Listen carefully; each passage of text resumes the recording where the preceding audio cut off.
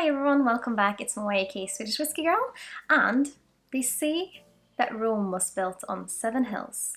But did you know that Dufftown was built on 7 stills? And we're of course going to try a whiskey from one of those original 7 today, which is of course the Singleton of Dufftown, the 12-year-old. It sits at 4% ABV and it's been matured on primarily American oak casks, but also a small proportion of European oak casks. And if you've seen my previous video on my review of the Glen Ord, which was a special release from the Single Cask Company, you already know that there's 3 different Singletons. It's the Singleton of Dufftown that I have here, but it's also the Singleton of Glen Ord and the Singleton of Glendullan. I always forget one of them, and this time it was that one. But yeah, so there's 3 different ones, all under the name Singleton, but for different markets. One for America and Canada, one for Europe, and one from Asia, basically. All owned by, of course, Diageo.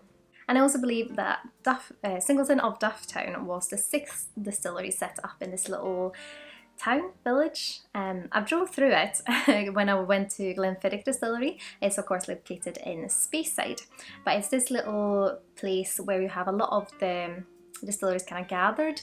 You also have, of course, Balvenie and, like I mentioned, Glenfiddich, so you might have heard of them as well. And I really like the bottles Singleton have, and I'll put a photo up so you can see them, but they almost look like a paddle. They're quite wide and then quite thin on the other end, and some of them also have this lovely blue glass. And I believe that the design is made as a kind of homage to look like an old hip flask, and the blue glass is also an homage to a glass that was used at the turn of the last century, called the blue flint glass.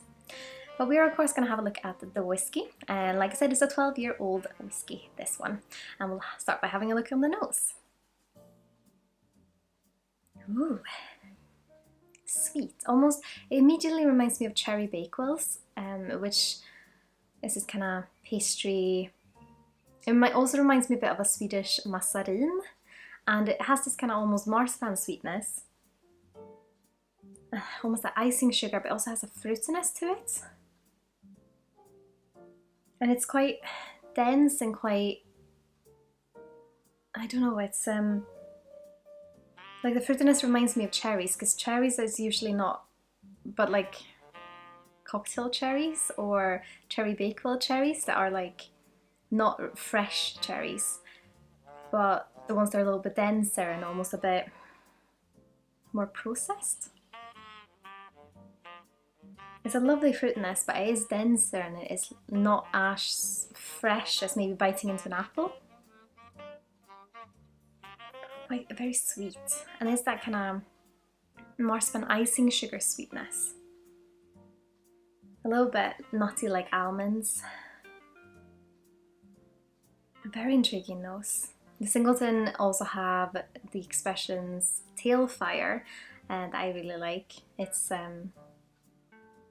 yeah, they do have a few different ones that I just started exploring a few months ago, and then when lockdown happened I didn't have really a chance to go to a bar and try any others, but I can't wait to explore more of their portfolio. Yeah, quite dense fruitiness. Not a lot of grassiness or earthiness, it's just that kind of dense fruitiness. But let's have a little taste. Slanjava.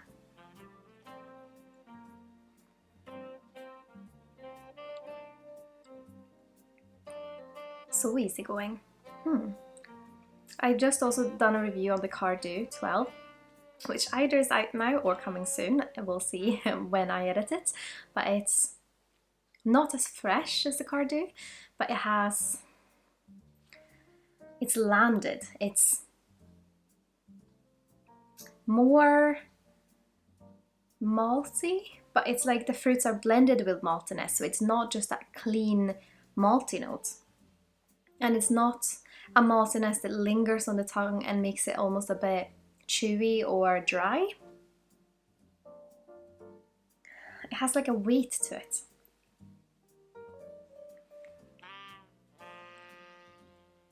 But still very welcoming, very friendly, very smooth. I mean, could be the ABV, of course, sits at 40%. And I know there might be a lot of whiskey connoisseurs and lovers out there that always look at Diageo as this big Death Star or some big company. But I really like what they're doing. They're also, of course, when they released the news on the Johnnie Walker paper bottle, and I saw so many comments, people saying, I will never drink whiskey out of a paper bottle. I think it's brilliant. They're leading the way for sustainability, and I don't know. I respect them as a company. I think they're doing great things, and I think they do lovely spirits. If that's controversial, then fine, but it's, with that saying, of course, support any distiller that you think do great things. There's so many out there, you can pick and choose however you want. A lovely nose, it's that density, and even though it feels quite dense, it is so easygoing and such a pleasant mouthfeel.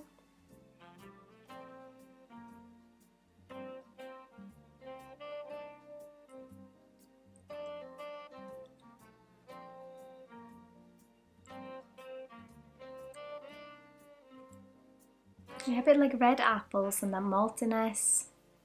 A bit of apple peel, because it has a little bit of that different texture to the flavour.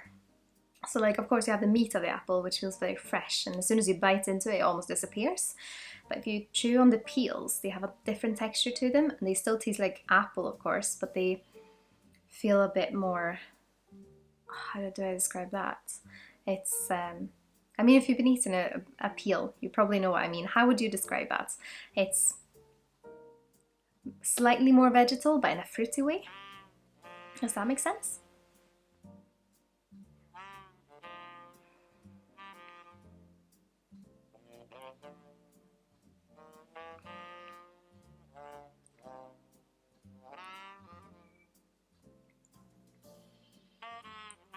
A bit nutty, like that almond-esque feeling.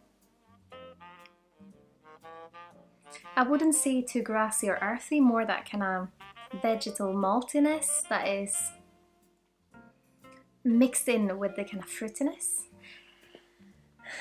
with a denser fruitiness, a red apple fruitiness. Because it is still quite fresh, and it's quite, because it's so easygoing, it's easier for it to feel fresh.